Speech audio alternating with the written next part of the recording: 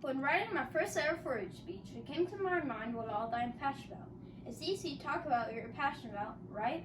I, personally, think of being passionate as something that you're really into and want to be good at.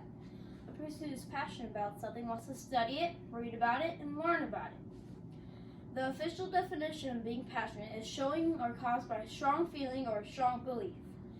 There are many examples that can be used of people being eager about various subjects. People also discover their passions in various ways. Albert Einstein discovered that he had a dedication to physics, a field which he could delve into the most fundamental questions and use his imagination.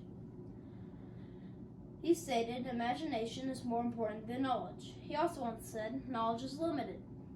We can learn a lot about passion from Einstein, as he said that without passion, a person as good as dead, for it's passion that will keep us going in the most trying times. Think about when you're sad and you can go out and talk to your animals, or anything that you're passionate about that keeps your mind off those tough times in your life. What are those things that you're passionate about?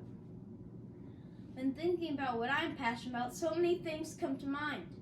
Family, friends, animals, school, science, reading, geography, history, and technology, to name some. What's interesting about my list is that all of them can be related to 4-H somehow.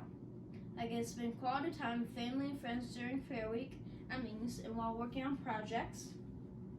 I get to raise animals that are my own, and then show the community what I've learned and how I've raised the animals. 4-H helps me in school to be better organized, step up to be a leader, and to manage my time. I can do science experiments through 4-H. I can learn about geography and history through projects. I personally enjoy taking the citizenship project. I get to read about each subject I'm studying for 4-H and also can take the reading project if I choose. And lastly, 4-H is all about the latest technology, whether it be through robotics or even just a system we use to track our 4-H projects. I've seen so many choices that kids have in 4-H. That's the great thing about 4-H, is that kids get to choose and can choose something they're passionate about. Some kids might choose fishing, or maybe archery, or even baking. 4-H can definitely fuel any passion that a kid has. The enthusiasm that 4-H creates can also continue on into adulthood.